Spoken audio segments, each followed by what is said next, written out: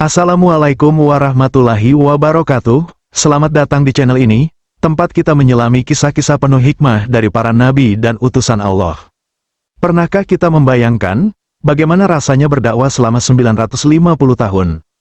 1000 kali menyampaikan kebenaran, dan hanya sedikit yang percaya. Itulah kisah seorang nabi agung, penuh kesabaran, yang dikenal sebagai salah satu dari ulul azmi, Nabi Nuh, alaihi salam. Tapi seperti semua manusia, meskipun beliau seorang nabi, akhirnya pun datang. Bagaimana akhir kehidupan beliau, di mana Nabi Nuh dimakamkan, dan apa hikmah yang bisa kita ambil dari wafatnya sang utusan Allah ini? Di video ini, kita akan menelusuri akhir perjalanan Nabi Nuh, alaihi salam, seorang hamba yang teguh dalam dakwah, dan tulus dalam iman.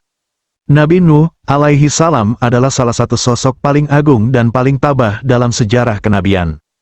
Beliau merupakan keturunan ke-10 dari Nabi Adam, alaihi salam, dan hidup di masa umat manusia masih dekat dengan zaman awal penciptaan. Namun waktu berlalu, generasi demi generasi berubah. Umat manusia perlahan melupakan ajaran tauhid yang murni. Mereka mulai menyembah berhala, memuja patung-patung yang mereka ciptakan sendiri, dan meninggalkan jalan yang telah Allah tetapkan. Di tengah kerusakan itulah, Allah subhanahu wa ta'ala mengutus seorang hambanya yang mulia, Nabi Nuh, alaihi salam, sebagai pembawa peringatan. Allah berfirman dalam Al-Quran, dan sungguh, kami telah mengutus Nuh kepada kaumnya, lalu ia tinggal di antara mereka 1000 tahun kurang 50 tahun. Surat Al-Ankabut ayat ke-14 950 tahun. Bukan 9 bulan, bukan 9 tahun, tapi 9 abad lebih. Dan selama itu, Nabi Nuh tidak pernah berhenti menyeru umatnya agar kembali kepada Allah. Siang dan malam, dengan suara yang lembut maupun dengan peringatan keras, beliau menyampaikan risalah tauhid. Tetapi apa balasan yang beliau terima? Ejekan, cacian, bahkan tuduhan gila dari kaumnya sendiri. Kaum Nabi Nuh menutup telinga mereka, menutupi wajah mereka dengan kain agar tidak melihat beliau, dan dengan keras kepala menolak kebenaran. Nabi Nuh tidak hanya ditolak oleh orang asing, istrinya sendiri, dan anak kandungnya, termasuk orang-orang yang menolak risalah beliau. Namun, beliau tetap bersabar, karena beliau tahu, tugasnya adalah menyampaikan, bukan memaksakan. Hingga pada suatu masa, datanglah wahyu dari Allah subhanahu wa ta'ala yang mengguncang. Tidak akan ada lagi yang beriman dari kaummu, selain dari yang telah beriman, maka janganlah engkau bersedih hati karena apa yang mereka perbuat. Surat Hud ayat ke-36. Maka, atas perintah Allah, Nabi Nuh mulai membangun sebuah kapal besar. Di tengah tanah yang kering, jauh dari lautan, beliau mengayunkan kapak dan memaku kayu, membuat bahtera besar yang menjadi simbol ketaatan dan keyakinan. Kaumnya menertawakan dan mencemooh, "Wahai Nuh, apakah engkau menjadi tukang kayu sekarang? Di mana airnya, di mana lautanmu?" Tetapi Nabi Nuh tahu, ini adalah perintah dari Tuhannya. Dan ia terus melanjutkan pekerjaannya, hingga hari itu tiba. Hari ketika langit memuntahkan air hujan yang tiada henti, dan bumi memancarkan air dari dalam tanahnya.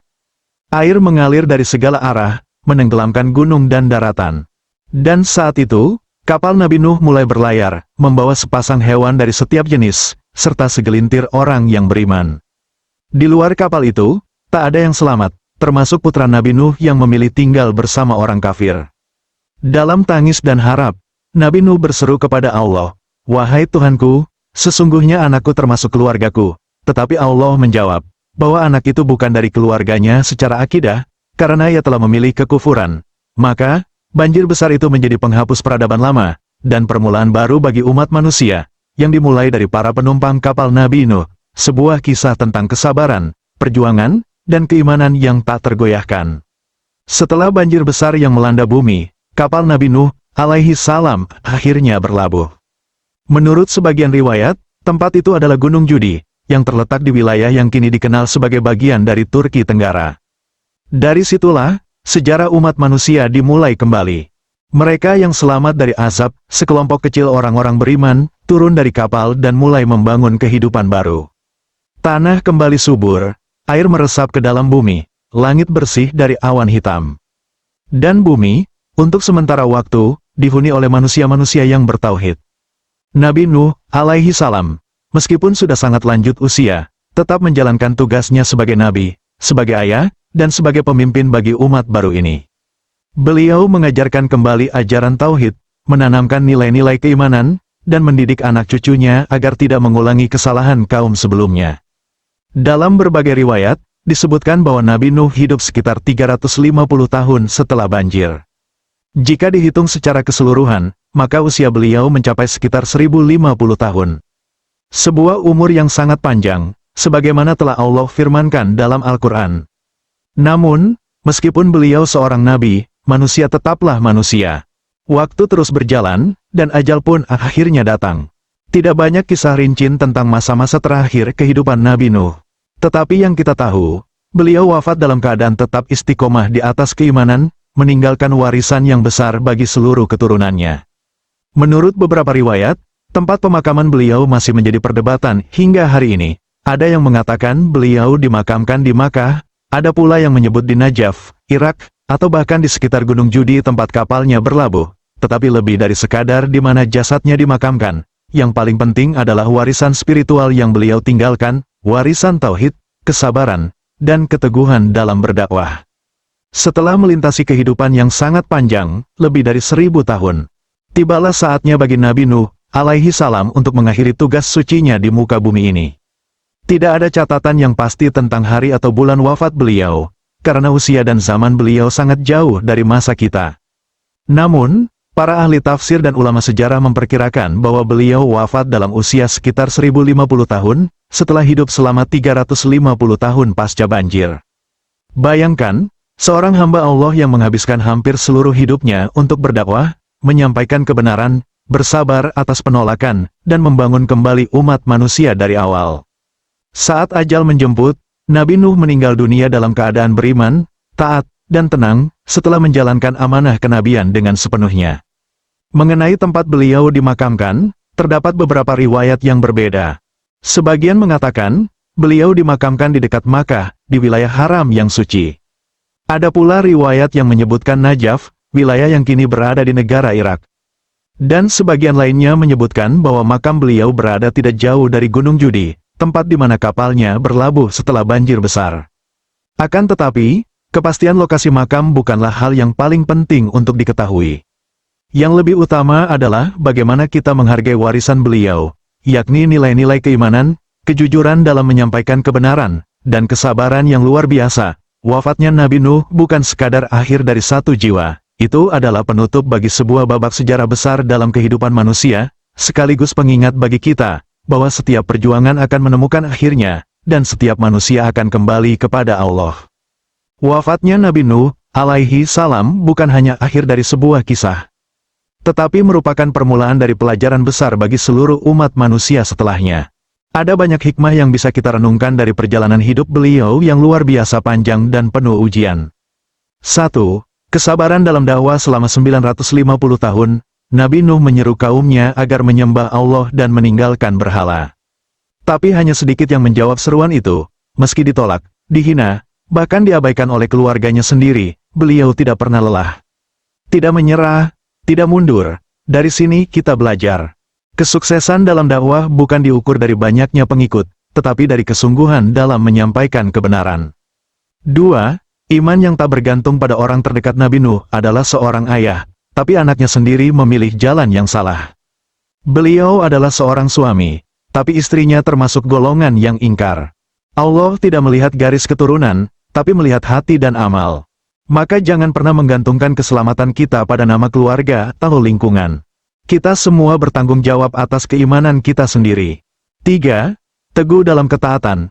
Walau tidak dipahami, Nabi Nuh tetap membangun kapal di atas tanah kering, meski semua orang mengolok-oloknya. Ia tidak menunggu logika manusia untuk patuh pada perintah Allah. Ini mengajarkan kita, terkadang, ketaatan membutuhkan keyakinan, bukan penjelasan. Dan keberanian untuk mengikuti perintah Allah, meskipun bertentangan dengan arus mayoritas. 4. Setiap perjuangan akan ada ujungnya, tidak ada usaha yang sia-sia di sisi Allah. Nabi Nuh membuktikan bahwa meskipun hasilnya tidak besar di mata manusia, nilainya sangat besar di sisi Allah Subhanahu wa Ta'ala. Dan pada akhirnya, beliau kembali kepadanya dalam keadaan membawa misi yang telah tuntas. Kita semua sedang menapaki perjalanan seperti Nabi Nuh, dalam skala dan versi kita masing-masing. Mungkin kita sedang berdakwah dalam keluarga, mungkin sedang mencoba istiqomah di tempat kerja. Mungkin sedang menghadapi banyak penolakan, tapi lihatlah Nabi Nuh. Beliau terus melangkah, dan wafat dalam keadaan mulia. Maka jangan berhenti berbuat baik, jangan berhenti menyampaikan kebenaran, dan jangan pernah tinggalkan doa. Karena seperti Nabi Nuh, alaihi salam, kita pun pada akhirnya akan kembali kepada Allah, membawa amal, membawa iman, dan membawa harapan, bahwa perjuangan ini tidak akan sia-sia. Saudara-saudaraku, kisah Nabi Nuh, alaihi salam adalah kisah tentang iman yang tidak lekang oleh waktu. Kesabaran yang tidak pudar oleh usia, dan keteguhan yang tidak runtuh meskipun diuji selama ratusan tahun. Dan pada akhirnya, beliau wafat dengan hati yang bersih, dengan jiwa yang tenang. Setelah menunaikan tugas agung sebagai hamba Allah dan pembimbing umat. Lalu, bagaimana dengan kita? Kita hidup di zaman yang berbeda. Tapi ujian keimanan tetap datang dalam bentuk yang lain. Maka marilah kita mengambil pelajaran dari kisah ini. Untuk tetap bersabar, tetap jujur dalam iman, dan tidak mudah goyah ketika berada di jalan yang benar. Karena seperti Nabi Nuh, kita pun sedang menumpangi kapal kehidupan. Dan tujuan akhirnya adalah kembali kepada Allah Subhanahu wa Ta'ala. Jika video ini memberi manfaat, jangan lupa untuk menyukai video ini, berbagi kepada orang-orang tercinta, dan berlangganan agar tidak ketinggalan kisah-kisah inspiratif lainnya dari para nabi dan utusan Allah. Sampai jumpa di video berikutnya, dan semoga Allah selalu membimbing langkah kita di atas jalan para nabinya. Wassalamualaikum warahmatullahi wabarakatuh.